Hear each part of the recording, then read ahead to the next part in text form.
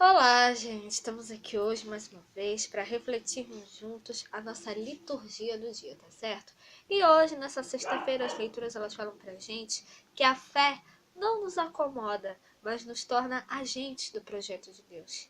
Além disso, Jesus nos mostra que a sua e a nossa missão é inseparável da misericórdia. Então, a primeira leitura de hoje está em Gênesis capítulo 23, versículo 1 a 4, depois o versículo 19, depois o capítulo 24, versículo 1 a 8, depois o versículo 62 a 67. Gênesis capítulo 23, versículo 1 a 4, depois o versículo 19, depois o capítulo 24, versículo 1 a 8 e depois o versículo 66 a 67. E foi a vida de Sara 127 anos. Estes foram os anos da vida de Sara. E morreu Sara em Kiriat-Arba, que é Hebrom, na terra de Canaã. E veio Abraão lamentar a Sara e chorar por ela. E depois se levantou Abraão diante do seu morto e falou aos filhos de Et, dizendo: Estrangeiro e peregrino sou entre vós.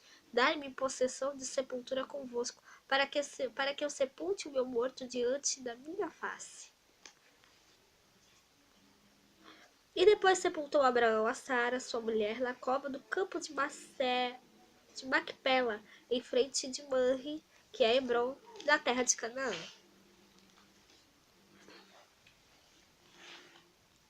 E era Abraão já velho e adiantado em idade, e o Senhor havia abençoado a Abraão em tudo. E disse Abraão ao seu servo, o mais velho da casa, que tinha o governo sobre tudo que possuía: Põe agora a tua mão debaixo da minha coxa, para que eu te faça jurar pelo Senhor Deus dos céus e Deus da terra, que não tomarás para meu filho mulher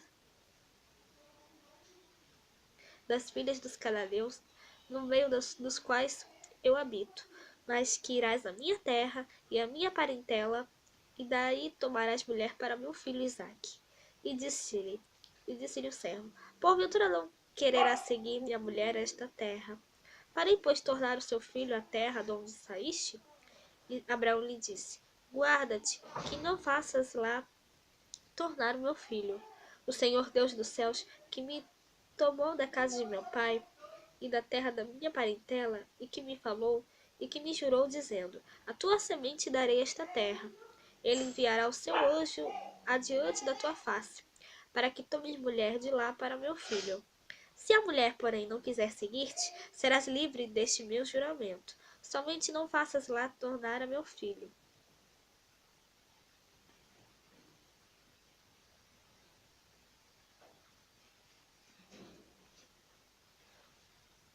Ora, Isaque vinha do caminho do poço de Lairoi, porque habitava na terra do sul.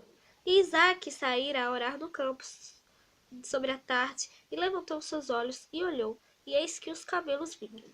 Rebeca também levantou seus olhos e viu a Isaque, e lançou-se do camelo. Disse ao servo: Quem é aquele varão que vem pelo campo ao nosso encontro? E o servo disse: Este é o meu senhor. Então tomou ela o véu e cobriu-se. E o servo contou a Isaque todas as coisas que fizeram.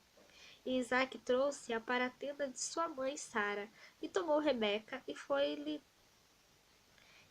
ela por mulher, e a amou-a. Assim Isaque foi consolado depois da morte de sua mãe. Então, como nós podemos ver aqui nessa primeira leitura, né,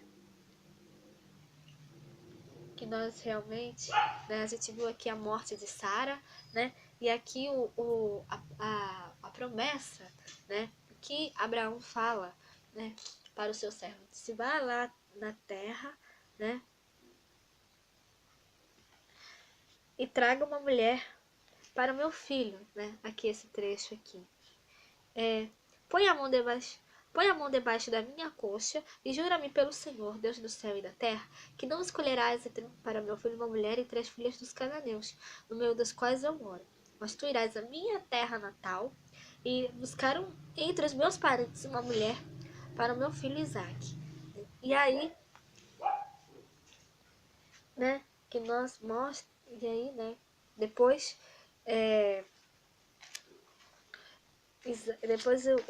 o servo, né, vai até a terra de Abraão, e aí o servo encontra Rebeca, né, e aí ela avistou Isaac, e aí ela pergunta: quem é aquele homem? Aí o servo fala: é Isaac, né? Este é meu senhor. E aí então ela tomou o véu, né? E aí consentiu em casar-se com Isaac. Então, Deus sempre tem um projeto pra gente. Então, que nós procuremos sempre, cada vez mais, fazer a vontade de Deus, porque Ele sempre tem o melhor para nós, que nós possamos sempre nos tornar agentes do projeto de Deus, tá certo? Através da nossa fé. Então, e agora, né, falando do Evangelho, hoje ele está em Mateus capítulo 9, versículo 9 a 13. Mateus capítulo 9, versículo 9 a 13.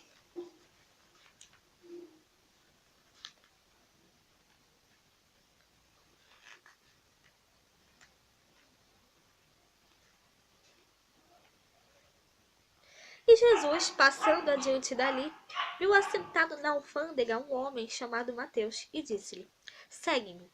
E ele, levantando-se, o seguiu.